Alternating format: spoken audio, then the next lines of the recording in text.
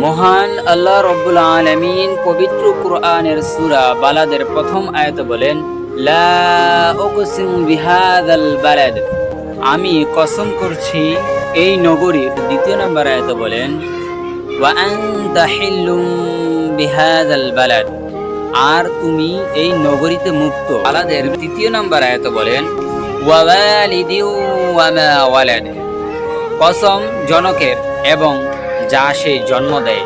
চতুর্থ নম্বর আয়াতে বলেন, লাকাদ খালাকনাল ইনসানা ফি কাবাদ, নিঃসন্দেহে আমি মানুষকে সৃষ্টি করেছি কষ্ট ক্লেশের মধ্যে।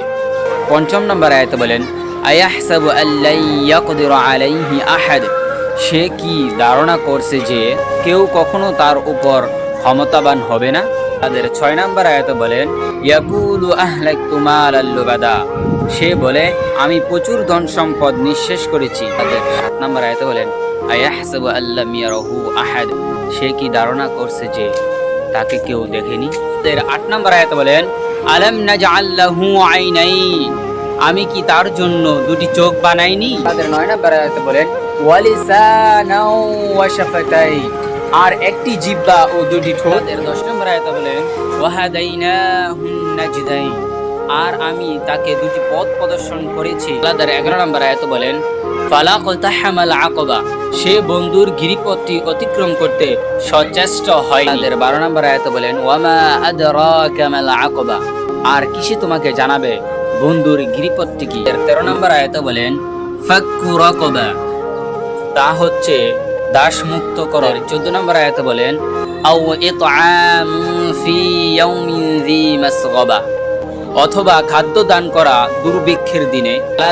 15 নম্বর আয়াতে বলেন, ইয়াতীমান যা মাকরাবা, ইয়াতীম আত্মীয় স্বজনকে। 16 নম্বর আয়াতে বলেন, আও মিসকিনান যা মাতরাবা, অথবা দুলিমলিন মিসকিনকে। 17 নম্বর আয়াতে বলেন, সুম্মা কানা মিনাল্লাযীনা আমানু, অতঃপর সে তাদের অন্তর্ভুক্ত হয়ে যায় যারা ঈমান এনেছে। ওয়া তাওয়াসাউ বিস-সাবর, এবং পরস্পরকে উপদেশ দেয় ধৈর্য ধারণে।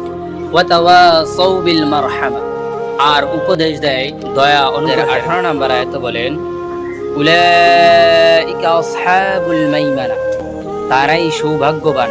19 নম্বর আয়াতে বলেন, ওয়াল্লাযীনা কাফারু বিআয়াতিনা হুম আসহাবুল মাশআমা, আর যারা আমার আয়াতসমূহকে অস্বীকার করেছে তারাই দুর্ভাগা। 20 নম্বর আয়াতে বলেন, আলাইহিম নারুম মুসাদা, তাদের উপর থাকবে অবরুদ্ধ আগুন। ভিডিওটি ভালো লাগলে অবশ্যই শেয়ার করে পাশে থাকবে।